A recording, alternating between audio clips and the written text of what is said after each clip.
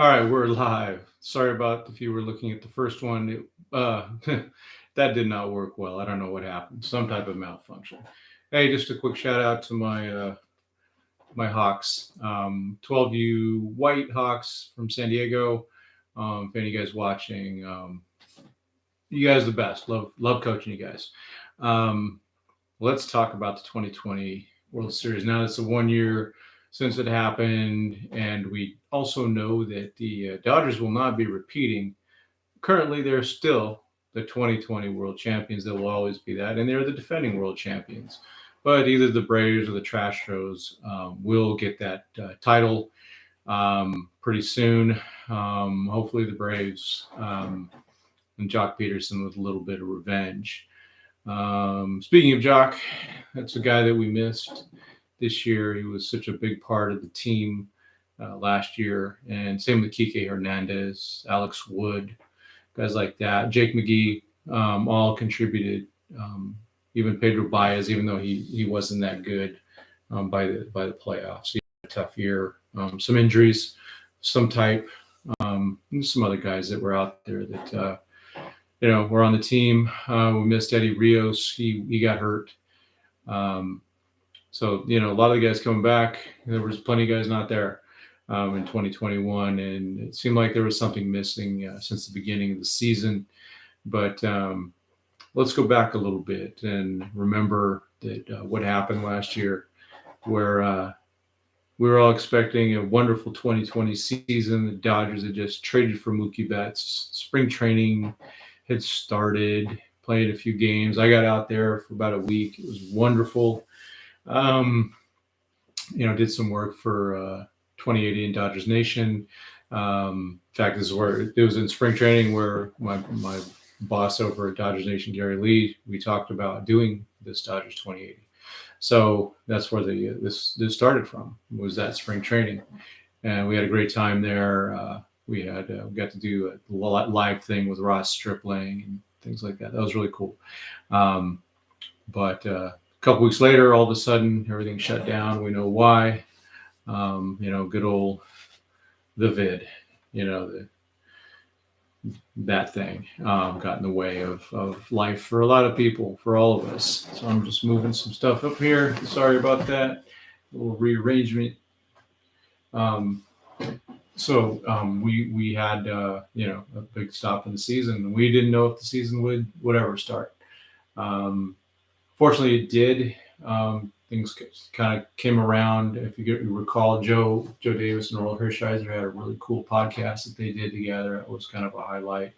I know my pals over at the Blue Heaven podcast were struggling for content. They're starting to look at doing marble race highlights and things like that. So it was a tough time. But the season eventually got started in late July. I was privileged to be part of a little video that Eric Vasquez from Dodgers Nation did, where he had a bunch of us from Dodgers Nation get in and watch and do, act like we're having a good time, and we were, to get ready for opening day. So it was in empty stadiums.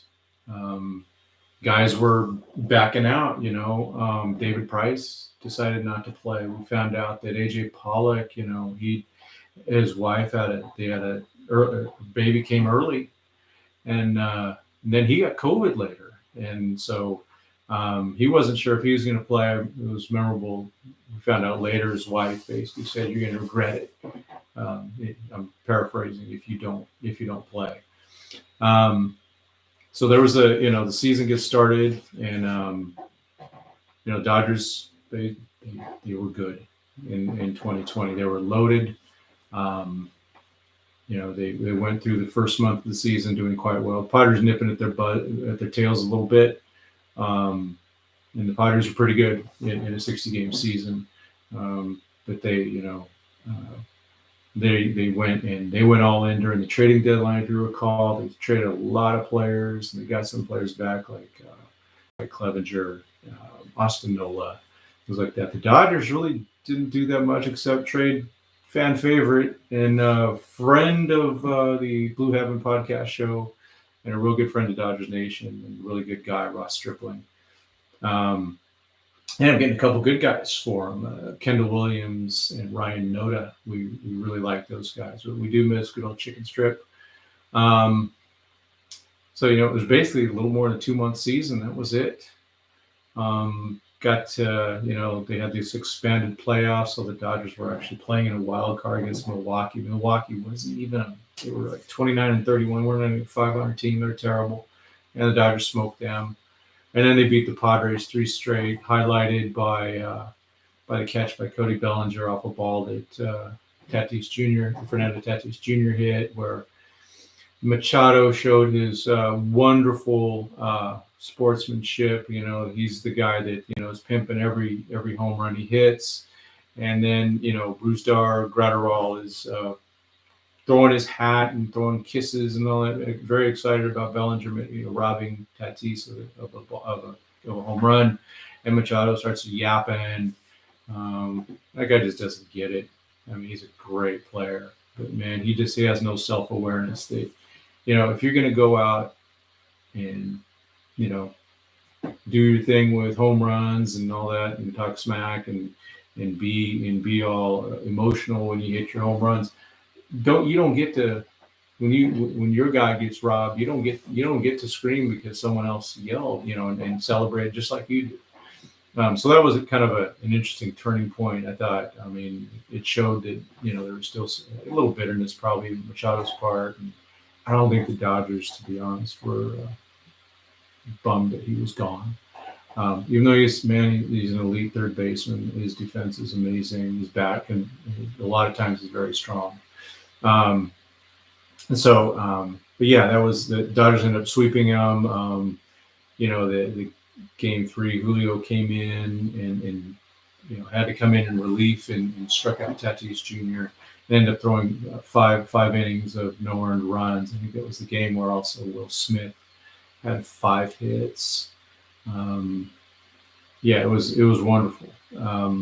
Also, for that time, the DH was in full use for the National League, and so I think one of those games was a game where they used JT as the DH, and Edwin Rios third, and I think that it was Turner had been kind of not doing so well, and I think that gave him a little bit of energy. It seemed like, because he started doing better after that.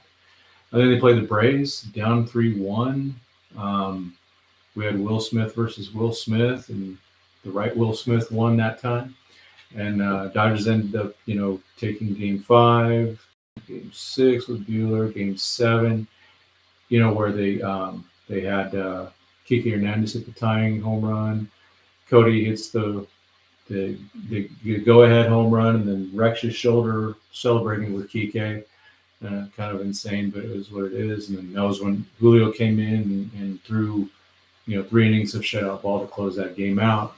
To the World Series we go, and they're playing the Rays in Texas, and there's, there are people there. I mean, there's already people coming in at the other ones, at the other games too, when they were in Texas. And so the Rays, they come in with Tyler Glasnow, and he's a good one, but the Dodgers start that series off with Clayton Kershaw. And we'll be talking about Clayton in the next couple of days about his future with the Dodgers. They ended up, beating them in the first game. Kind of blew the second game. And Buehler comes in and helps to win the third game. Game 4, good Lord. I hated that game. I know a lot of people liked it, especially the non-Dodger fans and the Rays fans. It was the one with the error at the end where, Kenley wasn't hitting the spots, and the Phillips, Brett Phillips, they call him Maverick. Maverick Phillips, gets some little blooper hit off a misplaced pitch, just gets just enough, and Taylor, can't pick the ball up and throws, ends up getting the ball, finally get it in, gets to Muncy. Muncy throws it to Will to get Rosarena, who had fallen. Flipping Will, catch the ball first, my man. And after that, I remember I wrote an article saying that the Dodgers should use Austin Barnes as catcher for those next 2 games, or for the rest of the series. Unfortunately, they did. I don't think it was because of my article. I don't. I'd like to take credit for that, but I think it was obvious that they needed Austin Barnes back there, and so no, that cost them game four. They should have won game four. They Baez had nothing. He gave up like 4 runs. It was I think the game four was the worst game that Doc managed in that World Series. He stuck with Baez too long. Um, you know, gives up home runs. He brings him back out and gives up another home run. But then it seemed like everything started to click. We went to game five and they had Kirsch starting that one, and he won again. Tight game. He didn't have his best stuff, but they won that game. I think JT hit a home run there. I think Jock hit a home run. I'm trying to. It gets a little fuzzy with some of those things. And then game six, there's one of those bullpen games. Tony Gonsolin throwing. We were hoping he'd throw 4. He ended up going 1 2/3. Gave up a run. Home run to Rosarina in the first inning. Then second inning, they with a couple guys on, they brought in Dylan Floro. It was Doc just going for it. And Floro, struck out a Rosarina on 3 changeups in a row. And then, so that was a good, I know Dylan was traded later. That's another guy who missed. But what a way to go out as a Dodger to make such a key at bat and to make those 3 just amazing pitches and made a Rosarina look silly. He was like the only guy that did that the whole series. Then Alex Wood came in 2 innings of just dynamite baseball. Just pitched so well. Can't quite remember the order, but I know Brewstar came in. I think Victor came in first. I think it was Brewstar, and then with this was the game where Blake Snell was just dominating. So 1-0. It's the comes to the bottom of the 6th, and they pull him after the great Austin Barnes knocks him out of the game with a single, with 1 out, and then they brought in the other pitcher, and Mookie comes in. It's a double right away. Seager goes in, so that they end up getting Barnes in on a wild pitch. So Betts goes to third, and Seager brings him in as only Mookie could do. It's the contact play. And so many times the contact play fails, and the Dodgers have failed so many times. But with Mookie, he did it twice. He did it twice during that series. And he did it that time and made the right call. He's just got those right instincts. He's one of the smartest baseball players that's out there. And any of you young people, you need to watch Mookie Betts play baseball. He plays baseball the way I would hope that my players would play. They made it 2-1. They brought in Julio. After that, they brought Brewstar in. Then they brought Julio in in the bottom of the 7th, or top of the 7th. Top of the 7th with 2 outs, and he went and started doing his thing. I know Jock was supposed to make a plate appearance, but they got smart. They intentionally walked him because Jock Peterson, and with his nickname of Jocktober, it's well earned. He did a lot of great things for the Dodgers in October, and we still miss him. But then Mookie came up and hit that solo home run in the bottom of the 8th, and Julio was dealing. It was over, and Charlie Steiner made. I heard it later on the radio. I mean, I think Joe Buck and Smoltz did a fine job ending the game. It is what it is. But Steiner, if you go listen to the radio call, in fact, I went and listened to the whole radio call of that game later, and Steiner was just fantastic. And his call at the end was so good. He's been with the Dodgers for quite a while. He knows what they've gone through and how bad they've wanted it and how bad we've wanted it. And to have that end there, I know it ended kind of weird with Justin Turner getting pulled because he had COVID and the whole on the field thing, whatever. I was bummed for him, and I'm of course bummed for us, bummed for the players. No parade. Hopefully there was an article written. Arash Makazi, I think is his name. He wrote an article about, hey, let's get a parade. And I believe that we should have one, even for last year. Bring all those guys back, do it in November. just bring those guys, everyone back from that team, and let's celebrate them. Those guys are forever world champions.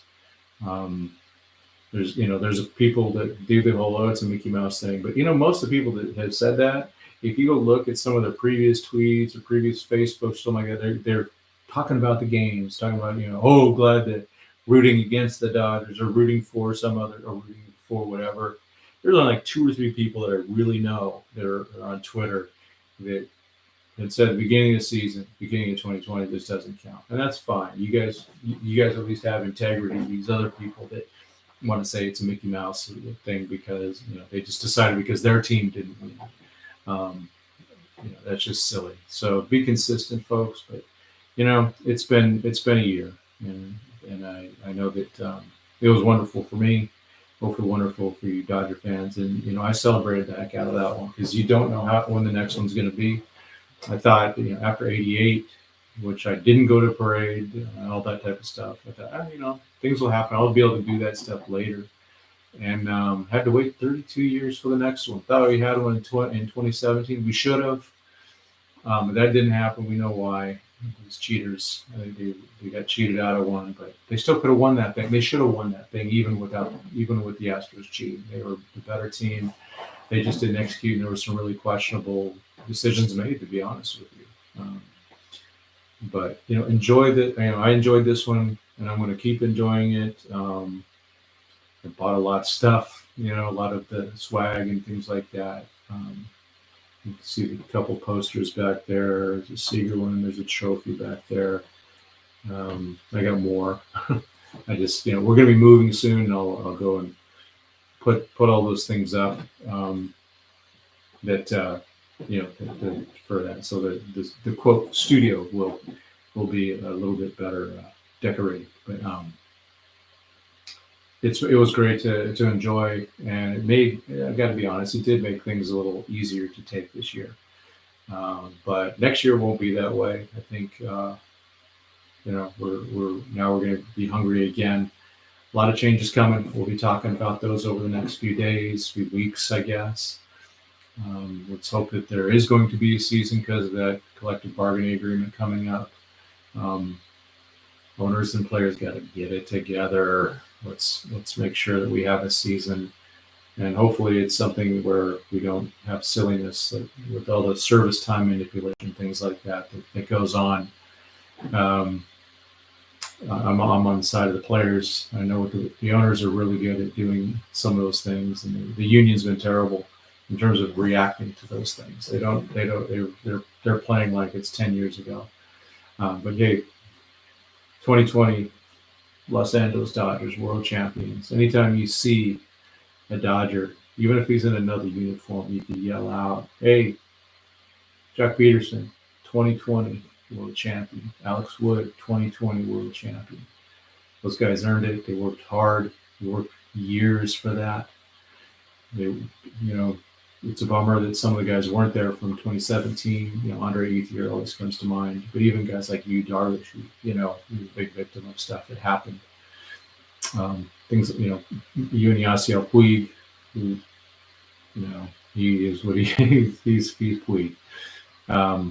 Charlie Culberson, Logan Forsythe, who had a great September in 2017, a great postseason.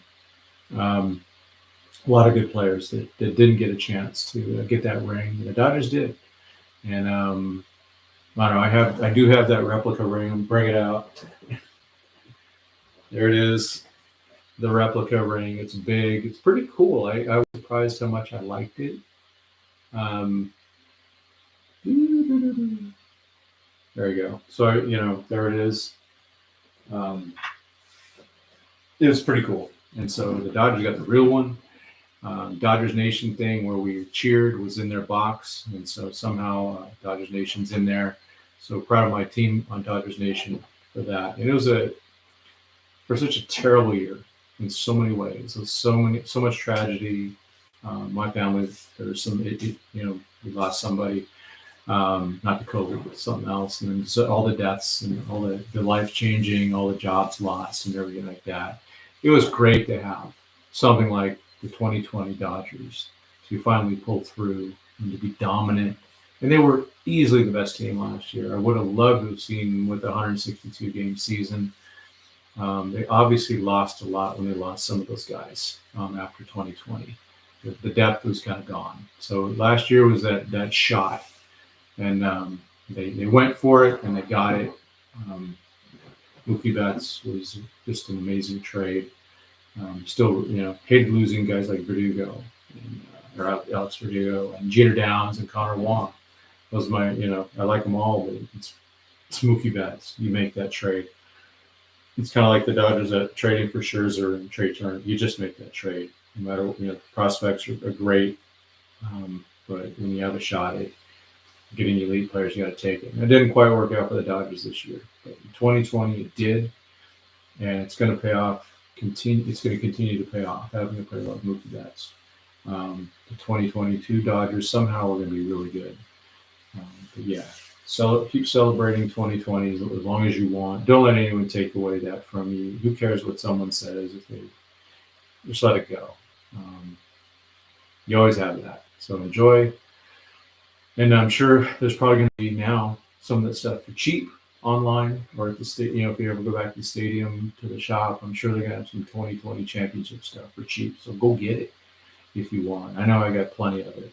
As you can tell, I'm wearing one, something like that to celebrate all 7 Dodgers championships. Okay?